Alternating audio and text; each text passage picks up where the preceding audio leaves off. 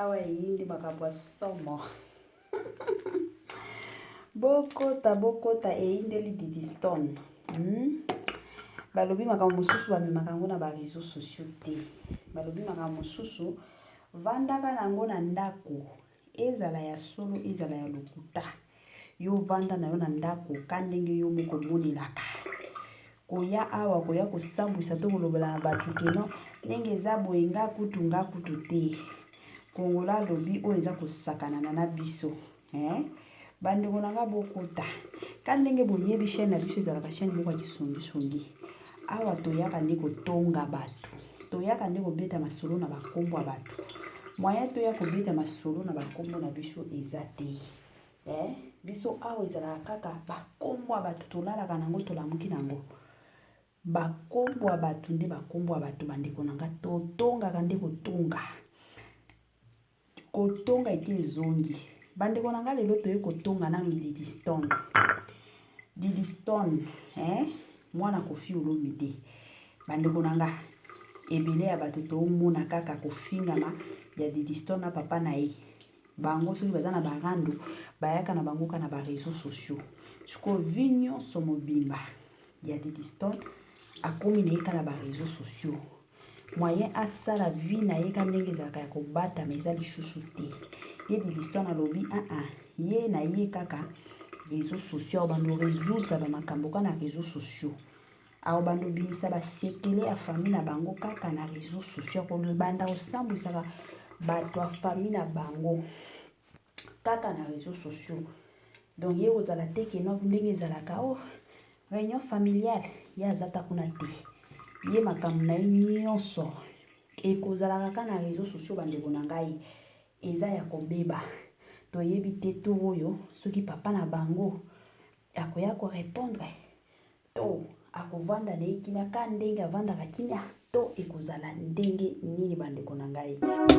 Mama 2024 Gavker to yelibino solution. Bon ba problème ya trompe, fibrome, myome, kyste, règle abondante. Gavker to zalina solution. Yo oyo okota ménopause atana 65 ans na Gavker oko simba mwana. Ebongo oyo etali fertilité masculine. Ba papa to bosani binoté, faiblesse sexuelle, éjaculation précoce, insuffisance des spermes, topé agrandissement de pénis. Posaya mwasi ekimayo kimobali etelemaka bien te awa yoka yango etelemi.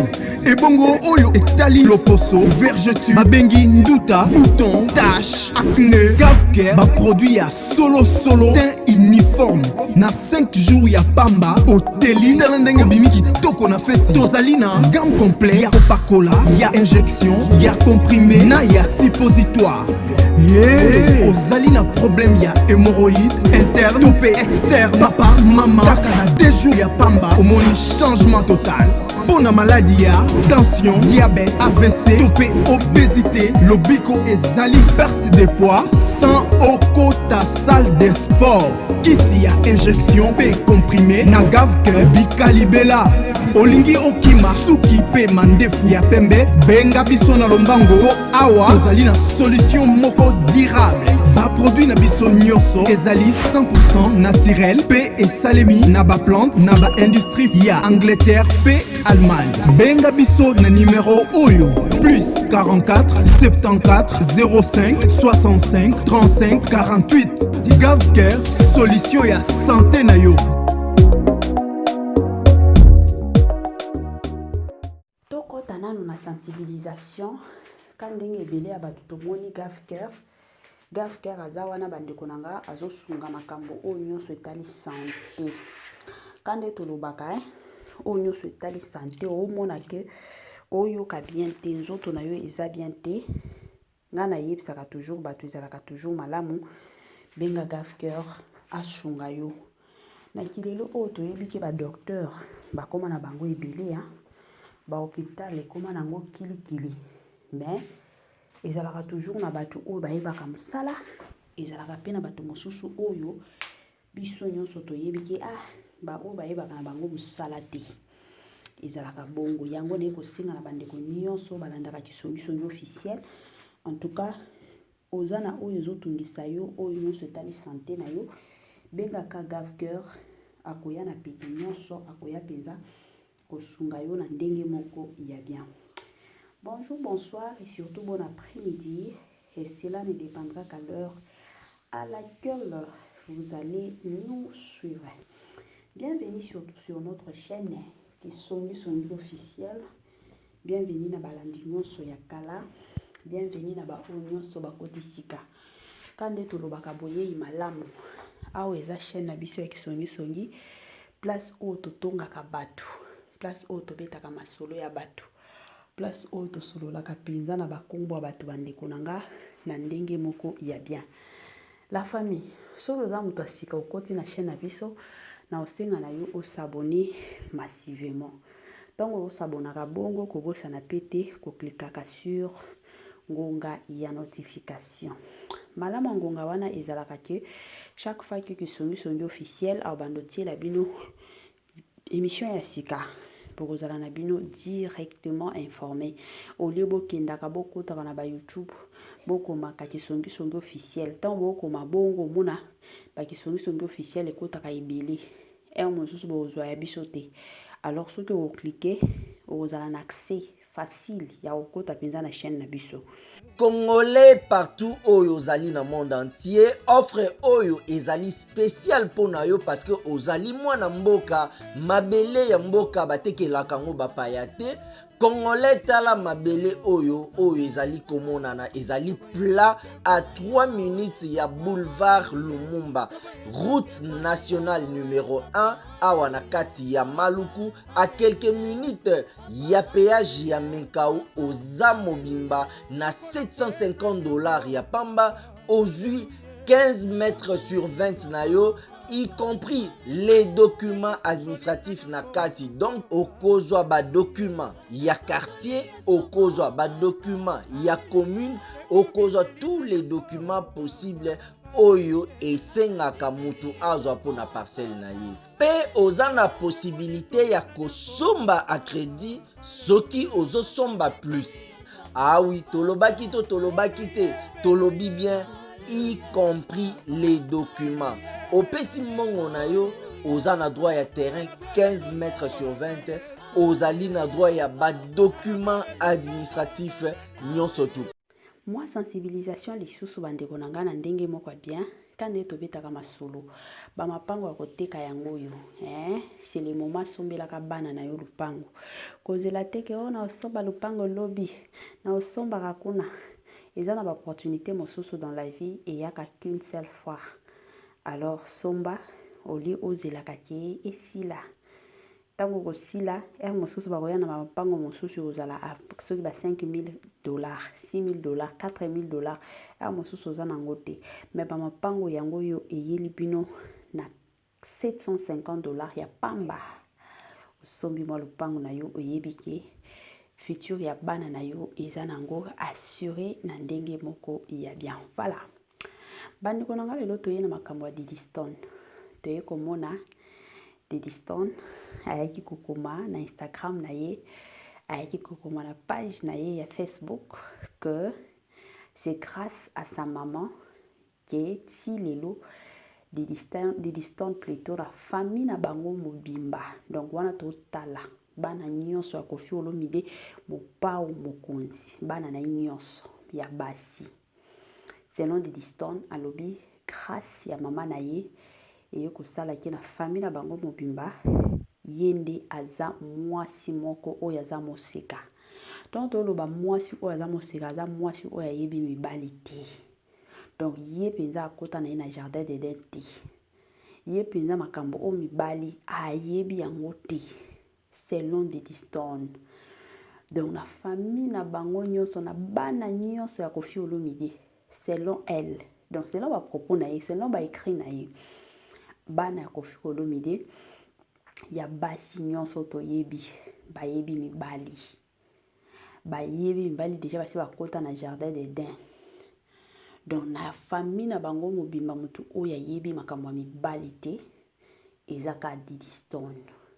C'est parce que azana mama na ye a conseillé akaye. Bandeko nanga ezanga na oloba te ye moko Diddy Stone akotaki akomaki na Instagram akomaki na page na ye ya Facebook.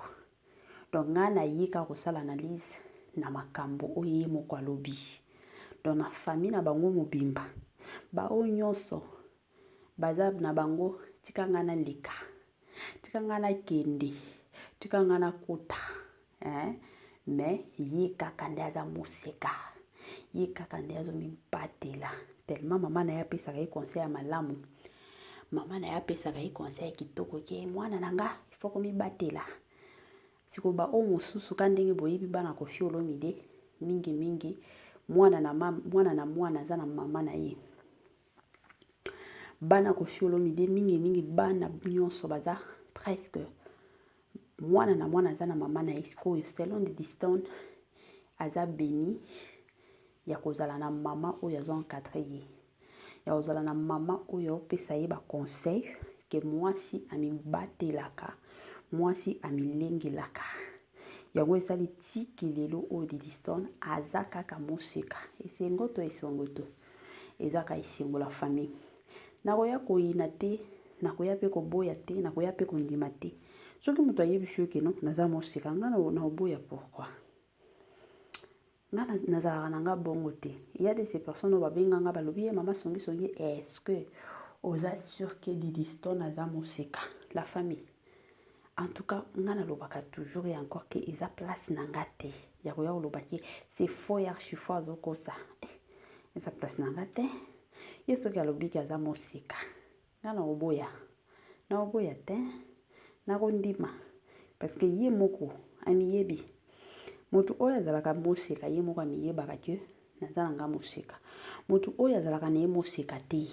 Amiyebaka ke naza nanga moseka te. Akoloba ngo pe.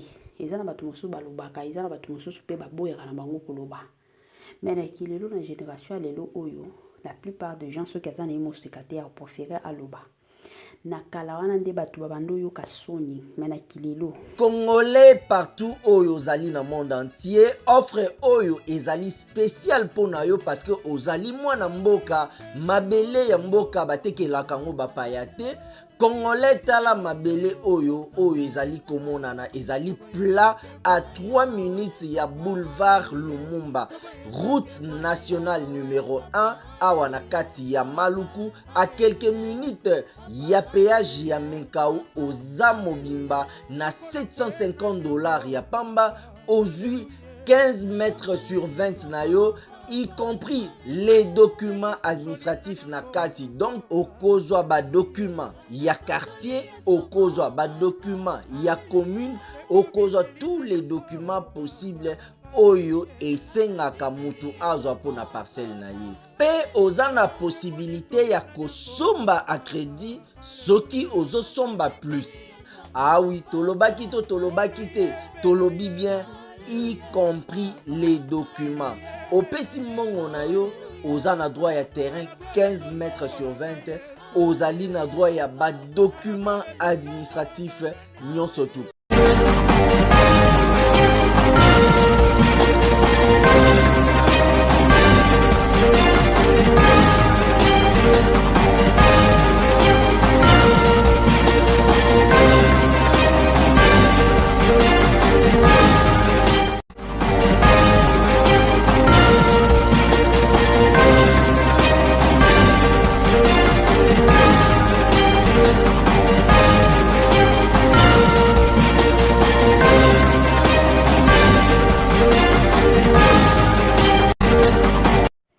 Na kilelo kande na bando loba batu ebele balobaka na kala wana nde batu babando yoka soni batu nyonso bayeba batu wa quartier bayeba mais na kilelo oyo moto soki aza na moseka te aoloba pe aolakisa batu nyonso bamona ke aza na moseka te eza bongo.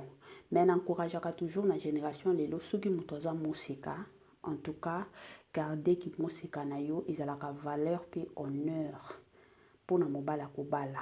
Parce que ce que mon bal a coûté au moseka, il y a de ces personnes, il y a de ces filles balubaka. Attends ce que bali moseka de au salanini et puis ça ka honneur pe mobali.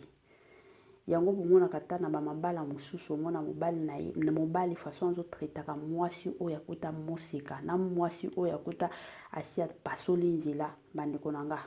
omonaka traitement ekendaka tika tokende mais soki akuta yo moseka la plupart ya mibali bapesaka basi wana respect makasi bapesaka bango considération yango omonaka ta mobali mosusu moya bima libanda mingi ezalaka te mibali ebele bapréféraka omona oloba kaka mwasi nanga oyo je m'excuse aza mwasi moko amibombaki amibatelaki ba comprendre yango oza jeune fille oyebi ke oza moseka batelaki bomoseka na yo ekozala bien ki bomoseka na yo wana tango kobala okozi na ndako ya libala mobala savourer na ki bomoseka na yo et pour ozala na problème te ke mobali nanga nazo yoka ye te na osentir ye te ozala na temps wana te.